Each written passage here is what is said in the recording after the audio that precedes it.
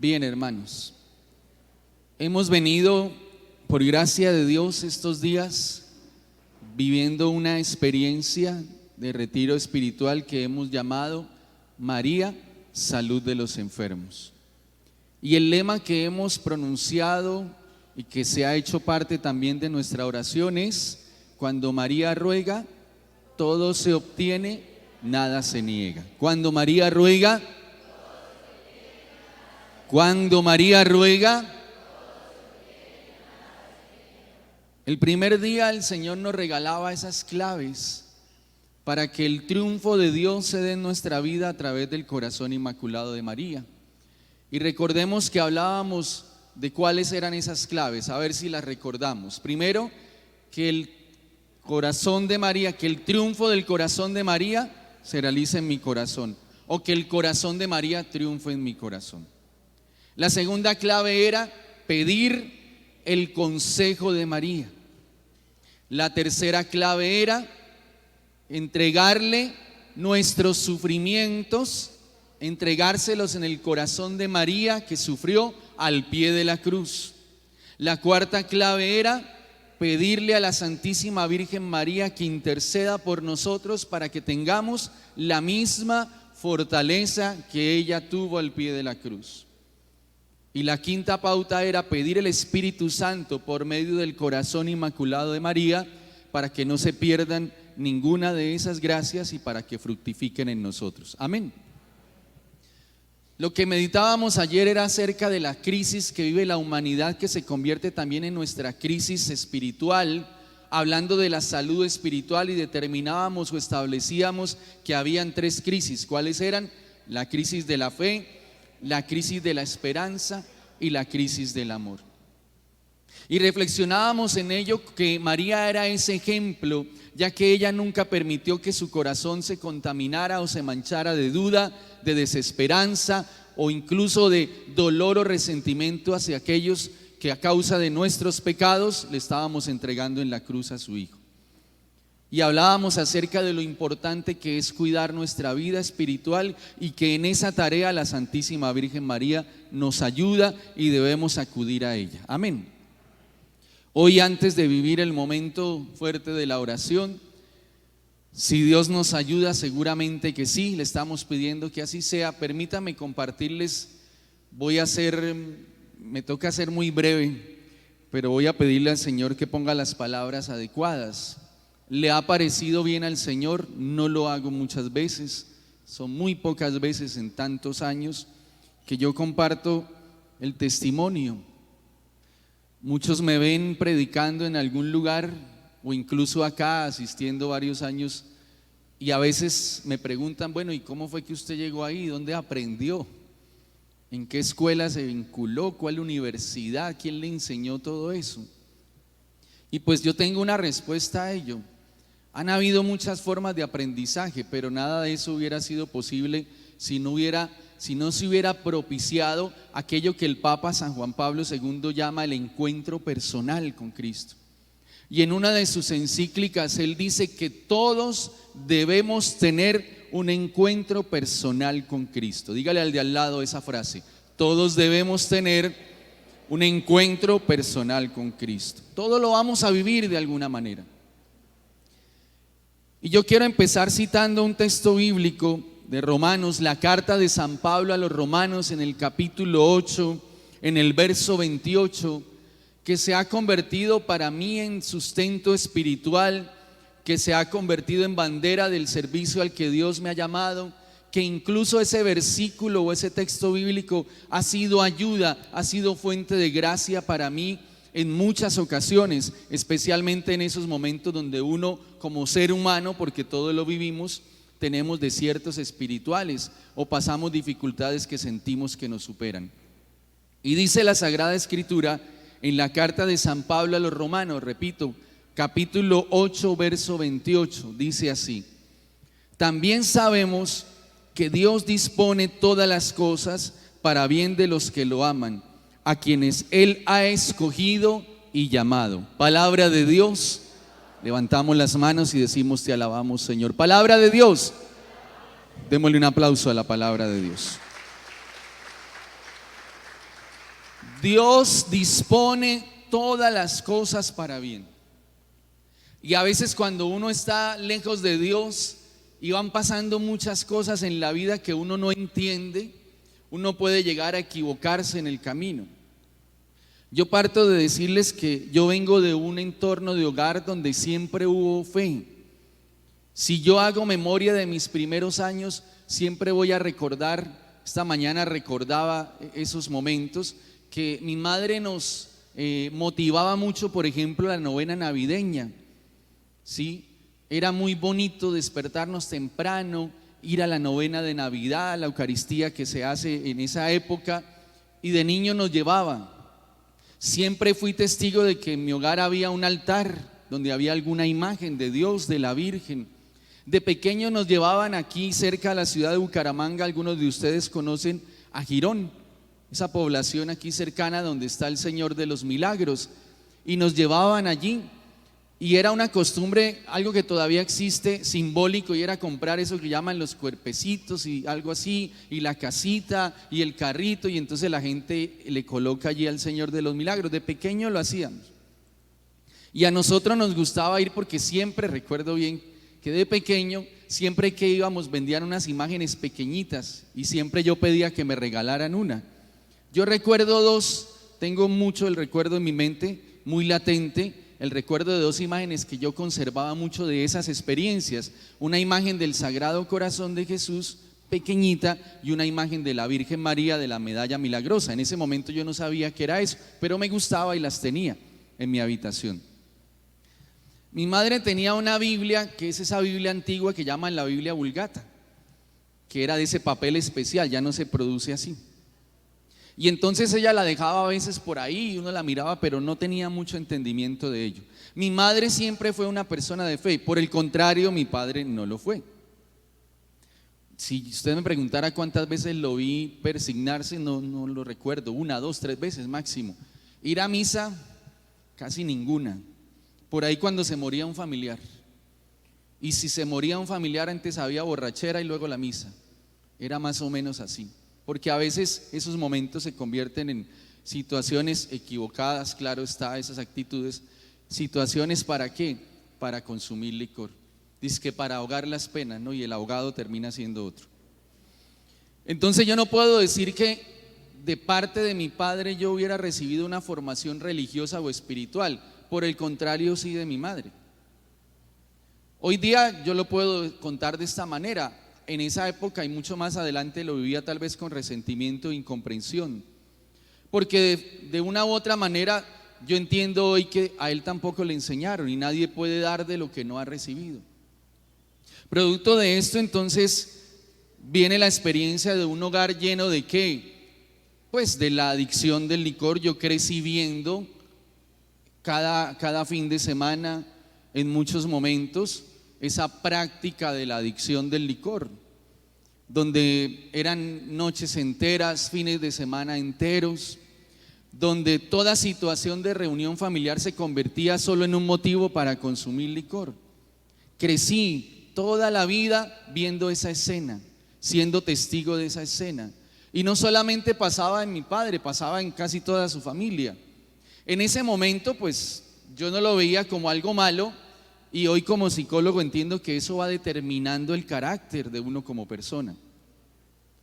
Lo va determinando. Mucho de lo que uno ves tiene que ver con el entorno en el que uno creció. Tiene mucho que ver con eso. Pero además de eso, mi padre, porque no tenía la enseñanza, mi padre fue un padre maltratador. Entonces él era de expresiones muy fuertes, de expresiones muy agresivas, de expresiones que deterioraban demasiado la autoestima desde pequeño, de burlas incluso, de castigos injustos y altamente agresivos. Sobre todo yo fui testigo de cómo castigaba a mi hermano mayor. A mí me castigó, pero yo era más flaquito y yo me eludía más fácil. ¿Sí? De pequeño tuve una experiencia con él que no recuerdo, que años después me la contaban. Yo era gordito, aunque usted no lo crea, de pequeño. Sí, yo era cachetón y gordo. Y resulta que mi familia organizó un viaje a la costa, la ciudad de Barranquilla. Y yo estaba muy pequeño y yo recuerdo, me contaba mi madre que yo tenía mucho miedo de la playa. Yo recuerdo que ella me contaba eso. Y mi padre me tomó en los brazos y a la fuerza me introdujo en el mar. Dice mi madre que fue tal el susto que yo me hice del cuerpo. Y producto de esa experiencia yo empecé a sufrir de asma.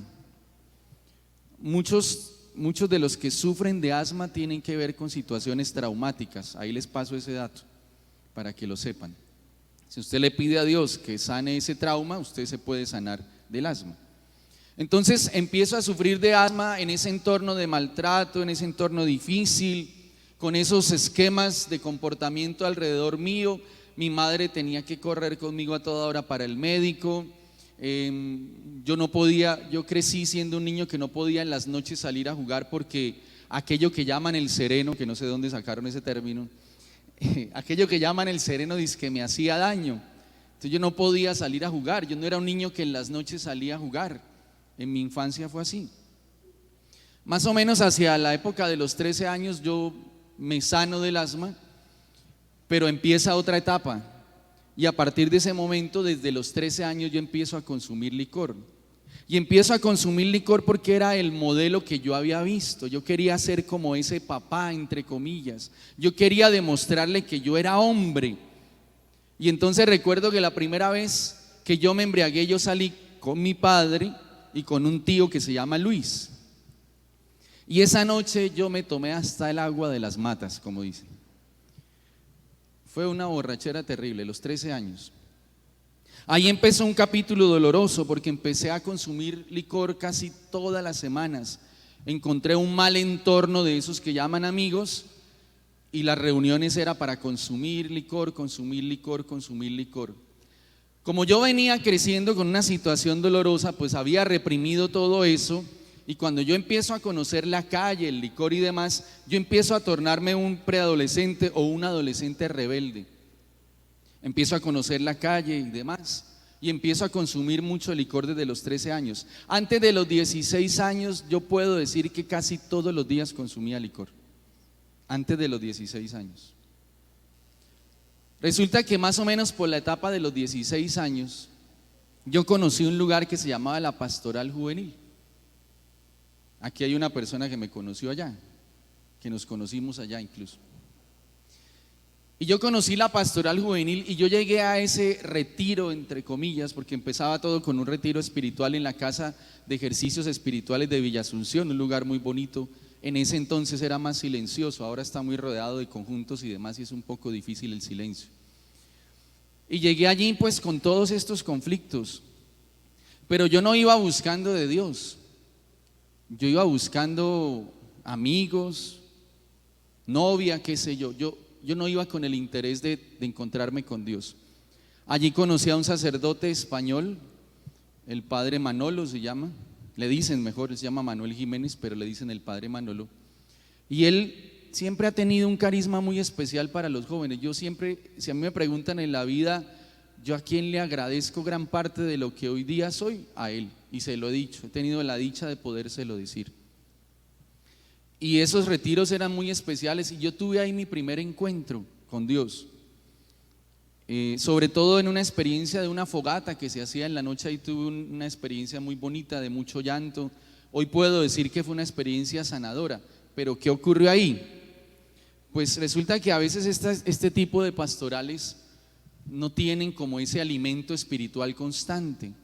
Suele pasar que a veces después de una experiencia de un retiro la persona sale y no hay como ese proceso para que la persona siga creciendo espiritualmente. Eso suele pasar aquí y en la China. Entonces esas reuniones de la pastoral juvenil empezaron a convertirse en reuniones sociales.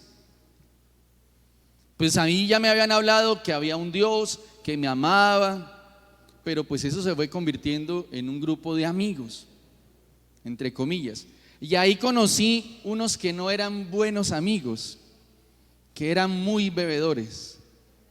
Sí, yo me acuerdo de los nombres, pero no lo voy a decir por respeto. A uno le tenían un apodo que le decían Carecamuro, así le decían, ese es un apodo que le tenían.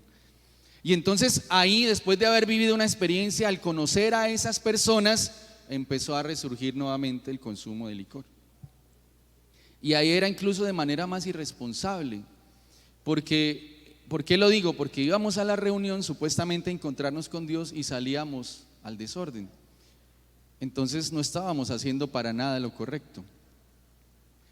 Y ahí, en esa experiencia, más o menos hacia los 16, 17, 18 años, más o menos, en ese mismo lugar conocí a una persona que mis 3 amigos con los que yo andaban querían un noviazgo con ella.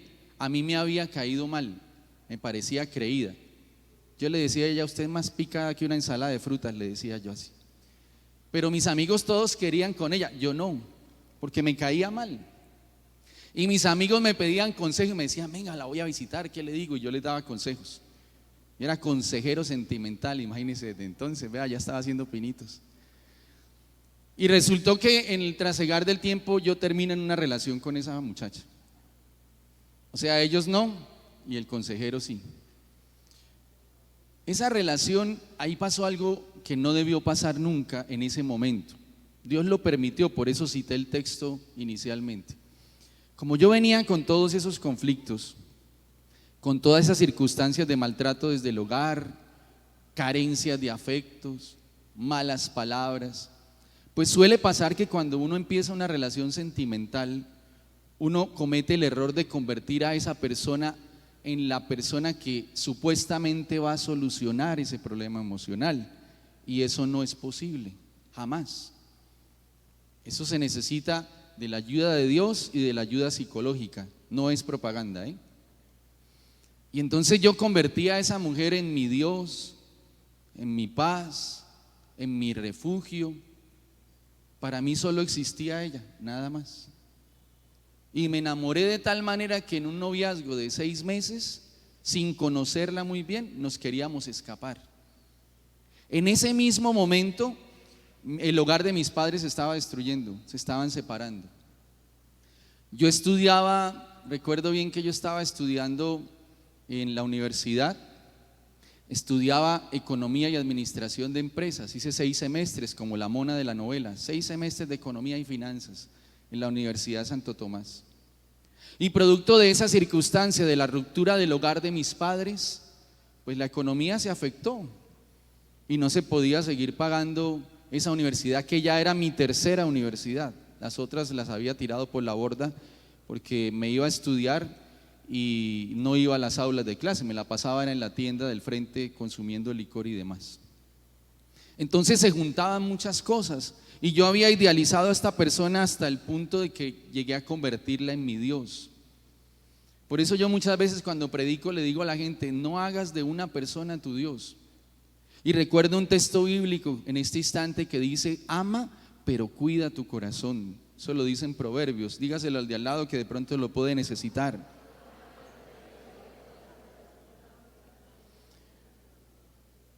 En ese amor tan profundo que tenía, eso no se le puede llamar amor sano, eso era un amor enfermizo. Se acercaba el día, yo recuerdo bien que se acercaba el día del amor y la amistad. Y yo todo enamorado compré un oso grande. En esa época eran las tarjeticas estas, las credenciales, ¿recuerdan? Levante la mano los que conocieron las credenciales. Estamos viejos ya, vea, pillados. Y yo preparé todo. Cuando eso, bueno, no sé si existían ya, pero yo no tenía celular. Y yo preparé todo y empecé a llamar ese día y nada, y no respondía. Ella sí me había dicho que ella había tenido un novio venezolano. No sea mal pensado, ¿viste? Son terribles, Dios mío. Y que ella, pues, que la mamá de ella quería mucho a ese novio. Olvidé decirles que la mamá de ella a mí no me quería. Pues era obvio, yo en esa época era borracho, mechudo, yo tuve pelo alguna vez. Metalero, yo era metalero, vestida de negro, me puse arete. No, es que yo tengo fotos de eso y me da una pena. No las publico por vergüenza. Y entonces, pues claro, ella me había dicho, pero pues yo estaba enamorado y ustedes saben que uno enamorado, a usted le pueden estar diciendo lo que sea y usted no ve. Usted Usted solamente ve por los ojos de esa persona. Entonces ese día no apareció esta muchacha, me contestó la hermana y me dijo, ella está ocupada desde temprano. Yo sentí que algo me pasó por acá y algo pasó. Bueno, ¿qué creen que me fui a hacer esa noche? Pues a consumir licor. Esa noche conocí las drogas, esa noche consumí marihuana y la uní con licor. Al otro día el teléfono timbraba, es donde yo vivía tenía identificador, en esa época la moda era el identificador. Y entonces yo veía y dije, no le voy a contestar, la voy a castigar. Hasta que por fin contesté y ella me dice, recuerdo que me dijo, Eduardo, es que quiero contarle que mi exnovio llegó. ¿Y qué pasó? Le dije yo. No, descubrí que yo lo amo es a él. Yo me acuerdo que yo le dije, no, pues, la séptima maravilla del mundo, le dije yo. Miren, esto no es exageración, es verdad. Fue tanto el impacto, por eso el tema de las emociones es un tema delicado. El teléfono quedaba en un corredor y yo estaba sentado en el corredor hablando. Fue tanto el impacto que yo sentí que me desmayaba y yo me vine en sangre por la nariz. Yo quedé tirado en el piso, después de que le dije un montón de cosas y le tiré el teléfono. Yo no sé cuánto tiempo quedé tirado en el piso. El hecho es que mi hermano mayor se asustó mucho porque cuando él llega al apartamento, él abre la puerta y me ve tirado en el piso de un chorro de sangre. Pensó que yo me había suicidado o algo así. Entonces, a partir de ese momento empieza algo peor para mí, porque mi Dios se me había derrumbado. Lo que había vivido en esa casa de retiros muy bonito, lo que había vivido en esa experiencia de la pastoral juvenil, estaba ahí, siempre ha estado, siempre estará, pero yo había desviado el camino, porque había hecho de una persona mi Dios. Y entonces empiezo yo una carrera loca por tratar de solucionar ese problema, y en ese problema empiezo a consumir más licor y a consumir más seguido marihuana. Era tal la desesperación, fue casi más de un año en una depresión terrible. Yo en esa época escuchaba un grupo que es muy deprimente y escuchaba música muy deprimente, ese es un error que cometemos. Yo escuchaba un grupo de rock que se llama Pink Floyd, que es un grupo muy deprimente, muy nocivo, muy malo. Y escuchaba música de esa que duele, ¿no? Entonces yo me encerraba a escuchar eso que dice, sin ti lo dulce me sabe amargo, sin ti lo claro parece oscuro, sin ti soy un pez fuera del agua, sin ti la noche se hace más larga y llore y sufra. Y luego va alguien y me regala, dice que un cassette de Silvio Rodríguez, mi unicornio azul, ay sí que terrible. ¿A qué me fue llevando eso? Deprimido, me sentía solo, mi madre luchando por sacarnos adelante 3 hermanos, después de esa separación que fue dura, las cosas no iban bien, no estaba, mi proyecto de vida no iba bien porque pues en la universidad en la que yo estaba pues las cosas no iban bien producto de esto, yo era en la universidad el alma de la fiesta y el que iniciaba los problemas, producto de todo ese resentimiento. Entonces había una fiesta en la universidad y yo siempre buscaba la manera de que hubiera un problema. Siempre donde llegaba había un problema. Y cuando empezaban a volar sillas yo me iba, porque estaba resentido. Eso es lo que sale de un corazón resentido. Y empiezo a consumir marihuana, empiezo a consumir licor. A veces mezclaba varios tipos de licor. Y yo trataba de llenar el corazón lastimando a otros. En esa época lastimé a 3 personas. Obviamente yo no estaba interesado en tener una relación estable y muchas veces uno irresponsablemente salta de una relación fallida inmediatamente a otra. Eso es un error porque uno termina lastimando al que sigue. Por eso si usted es soltero y llega alguien, dígale, bueno, ¿usted cómo viene de allá? ¿Viene bien o viene golpeadito? Sí, por si acaso, no sobra la recomendación. Entonces resulta que en medio de eso, de no encontrar la paz, yo empecé a incursionar en algo que se llama la nueva era. Y me llevaron a un curso un curso de meditación trascendental, se llamaba eso. Eso allá tocó pagar un montón de plata, yo me acuerdo bien. Y me llevaron a un lugar donde uno lo sentaban y uno estaba ahí y cerraba los ojos y le daban dizque un mantra.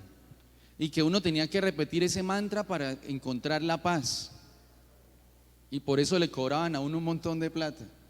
Yo fui con un amigo y decían que el mantra dizque era único y era secreto. Después de muchos años, ese amigo que por la gracia de Dios pude evangelizar también, yo le dije: oiga, venga, yo le tengo una pregunta. ¿Se acuerda que nosotros una vez de brutos nos metimos allá a eso y que nos dijeron que eso era privado, que eso era para... Sí, ¿qué pasa? ¿Usted se acuerda cuál era? Sí, dígamelo. Igualito, era el mismo, porque todo lo que es del demonio es engaño. Entonces yo incursioné en eso y resulta que no, eso es como un embudo. La puerta es muy ancha, pero empieza a cerrarse, a cerrarse, a cerrarse, porque es querer buscar la paz dentro de ti mismo, lejos de Dios. Eso no se puede. Entonces me metí en una cosa que se llamaba el poder psicotrónico de la mente, y empecé a devorarme esa filosofía, y en la medida que yo iba avanzando en eso, yo me deprimía más, yo me desesperaba más, yo me angustiaba más. Y en esa desesperación viene un capítulo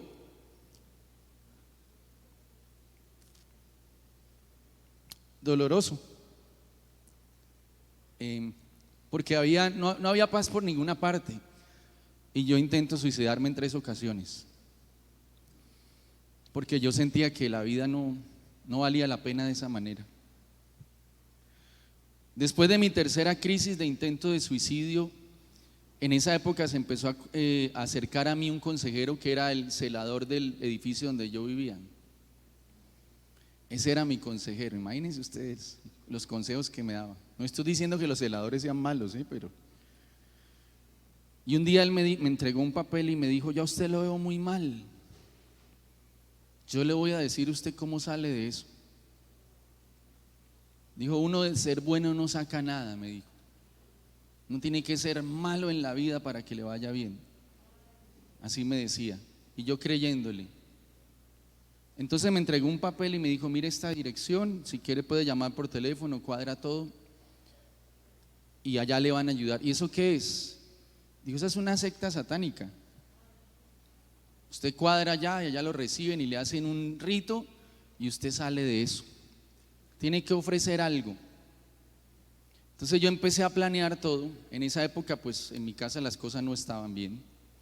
Yo no entraba por la puerta de la casa, yo entraba por la ventana, ayudado por el celador, claro está. No me daban dinero, yo no estaba haciendo nada, era físicamente un vago.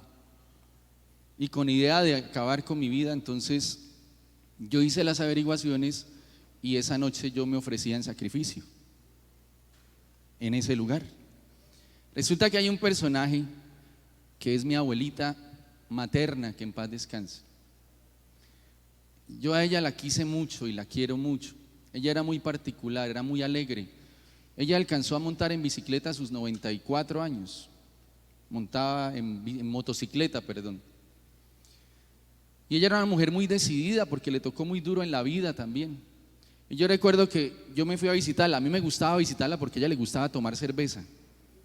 Y entonces llegaba ella, me decía: mijo, unas voladoras. Y yo: hágale, abuela, y pedíamos la cerveza. Entonces yo la visitaba para eso, las voladoras. Y un día llegué allá y me dijo: no, mijo, yo voy para misa y ahora venimos y unas voladoras.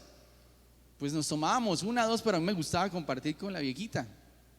Nos fuimos a misa, yo por acompañarla a ella. A mí no me interesaba nada de lo de Dios, yo lo hacía por ella. Si ella me decía párese de cabeza, yo me paraba de cabeza. Entonces ella me invitó, yo fui, y ese día el sacerdote en esa parroquia dijo que había una vigilia a la siguiente semana. Y esa vigilia, yo no sabía que era una vigilia, y esa vigilia era una oración de toda la noche. Entonces yo inmediatamente pensé: esta es la oportunidad que yo voy a tener para salir de casa, que me den dinero y hacer lo que yo tengo planeado hacer, que ya les conté que era. Entonces yo cuadré todo de esa manera. Resulta que yo voy y le digo a mi madre: es que imagínese que una vigilia y es la próxima semana. Y, listo, pero se va con su hermano mayor, yo le doy el dinero a él. Muy sabia mi madre, muy sabia. Mi madre se la pasaba orando por mí, yo lo recuerdo muy bien. Oraba mucho, lloraba mucho, porque yo a veces me perdía 3 días completos y no aparecía. Y en esa época no había celulares, ni WhatsApp, ni nada de eso. Imagínense ustedes esa angustia de esa pobre mujer. Y yo a veces para aliviar llegaba con el periódico. Llegué temprano y le traía el periódico. Era además ofensivo. Ella oraba siempre por mí y años después supe que oraba con el Salmo 86. Es un salmo hermoso. Siempre que digo esto, las señoras escriben Salmo 86. Yo me he dado cuenta. Uy, encontré la fórmula. Bueno, ojalá Dios quiera. Solamente les estoy contando el testimonio. Entonces resulta que, bueno, me fui con mi hermano y yo dije, pues yo llego allá. Yo era agresivo con mi hermano. Yo me le tiraba con cuchillo a mi hermano. Era muy agresivo. Quería siempre dañarlo, lastimarlo, en fin. Entonces yo dije, bueno, yo allá le pego su cascada, le quito la plata y me voy. Llegamos a la iglesia y pasó algo. Yo llegué a la puerta y yo vi ese lugar lleno y la gente estaba aplaudiendo y alabando a Dios. Entonces yo miré y yo me quedé pensando en un momento. Primero dije, qué gente tan ridícula. Eso fue lo primero que pensé. Pero después, ahí ya el Espíritu Santo estaba actuando. Hice esta reflexión. Ridículos, sí, pero los veo contentos.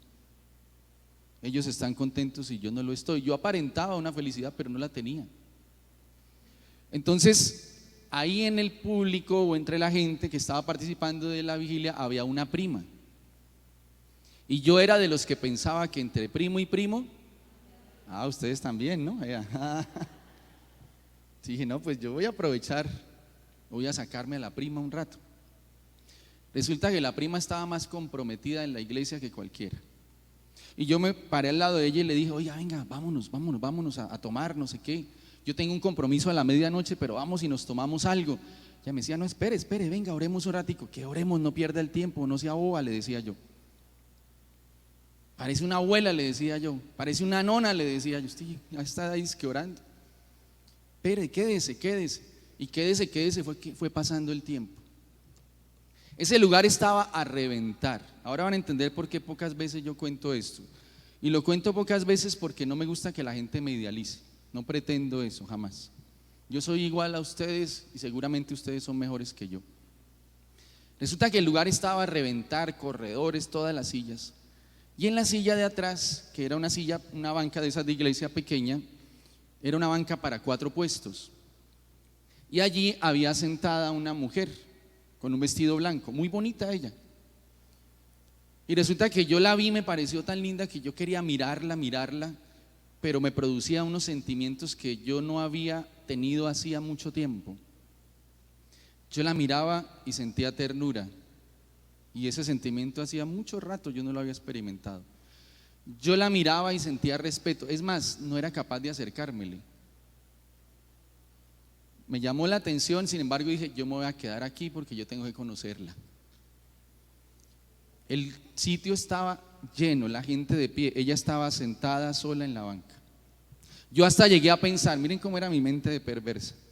Yo pensé, o la banca está dañada o la muchacha tiene sobaquera que nadie se la arregle. Sí, yo pensé eso, pero no se le acerca. Sí, así era yo. A mínimo tiene sobaquera, toca que le hagan el exorcismo con limón en cruz para que le saquen ese demonio, pensaba yo. Pero había algo que estaba pasando ahí que no podía yo explicar. En esa vigilia había un descanso antes de las 12 y el tiempo para mí se estaba agotando porque yo tenía un compromiso en ese lugar. Cuando llega la hora, más o menos 11:30 pasadas, yo salí rápido. Los servidores de ese grupo de oración que estaba organizando la vigilia vestían un chaleco que los identificaba. Y entonces yo me les acerqué, la gente salía a la calle, la iglesia estaba a mitad de cuadra. Yo me les acerqué a varios y les dije, venga, la muchacha que estaba aquí, ¿ustedes la conocen? ¿Muchacha? ¿Cuál muchacha?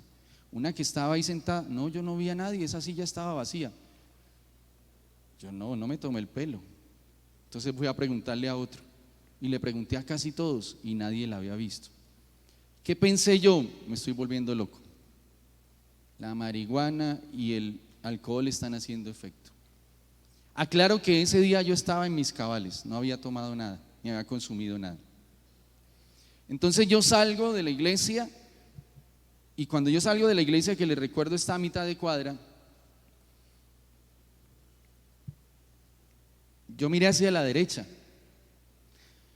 y en la esquina iba caminando esta jovencita de la que les hablo, porque era una jovencita. Cuando yo la miré,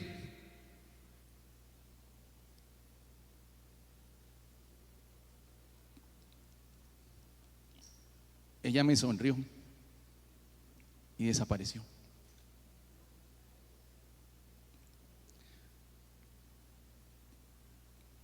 Yo en ese momento sentí que me derrumbaba. Yo lloraba como un niño. Y entré corriendo a esa iglesia. Y me puse de rodillas y solamente le decía a Dios: perdón, perdón, perdón, una y otra vez. Porque había despreciado mi vida. Porque había intentado acabar con ella. Y porque me llamaba mucho la atención y me conmovía que el mismo día que yo iba a hacer semejante locura, Él salió a rescatarme. A partir de ese momento mi vida cambió por completo. Se acabaron los desórdenes, se acabó la adicción. Obviamente fue un proceso de mucha lucha y de mucho esfuerzo. Empecé a cogerle mucho cariño a esta oración. Empecé a encontrarle mucho sentido. Y por esa razón es que hasta donde Dios me dé vida y hasta donde Dios me lo permita, creo que tengo la tarea de decirle a la gente que hay un amor que nunca se agota, que a pesar de lo que podamos ser, siempre está dispuesto a ayudarnos. Si hay algo que le duele a Dios es la indiferencia, se lo dijo Él a una santa. Producto de ese encuentro, vuelvo y les digo, muchas cosas cambiaron. Empecé mi proceso de crecimiento espiritual y el resultado de eso es esta comunidad que ustedes hoy día conocen. Finalizo con esto y me disculpa al Padre que está esperando para la exposición del Santísimo. Un día orando con un sacerdote reconocido y aprobado por el obispo para la oración del exorcismo, y orando con una mujer de oración profunda cuyos carismas habían sido discernidos por la iglesia. Ellos no sabían mucho de mi vida, nos habíamos conocido en un encuentro de oración. Yo inicialmente cantaba, con Edgar me conocí en el ejercicio del ministerio de música, compuse una canción para la Virgen que hoy, si Dios quiere, la cantamos. Y en esa oración ellos estaban orando por mí y el Señor le reveló algo al sacerdote sin conocer mi historia. Y el sacerdote dice: hijo, te voy a decir algo. Tú estabas a punto de caer en las garras del demonio por completo y la Virgen te salvó.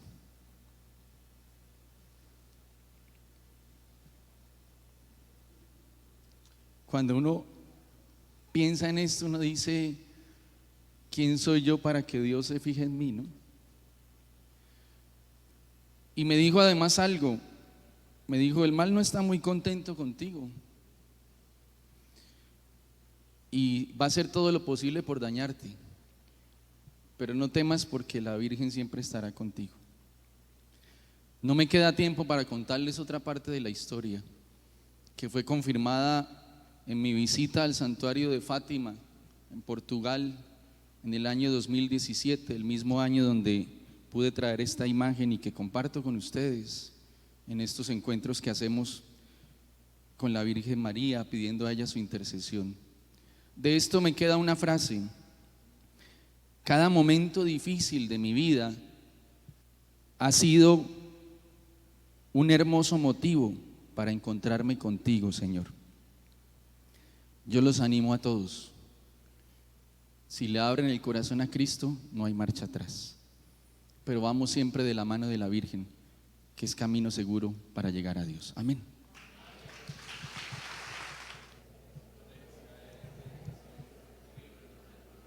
Oh Señora mía, oh Madre mía, yo me entrego en todo a ti y en prueba de mi filial afecto te consagro en esta noche mis ojos, mis oídos, mi lengua y mi corazón, en una palabra todo mi ser, Ya que soy todo tuyo, Madre de bondad, guárdame, defiéndeme y utilízame como hijo y posesión tuya. Amén. Dulce Madre, no te alejes, tu vista de nosotros no apartes. Ven con nosotros a todas partes y nunca solo nos dejes. Y ya que nos proteges tanto como verdadera Madre, bendícenos con tu bendición maternal. Y haz que nos bendiga el Padre, el Hijo y el Espíritu Santo. Amén. El martes hay grupo, el jueves hay grupo, la próxima semana y el viernes tenemos la vigilia. Un abrazo para todos, felicitaciones por haber participado de este encuentro. Dios los bendiga y los guarde, que el Señor siga obrando en sus vidas.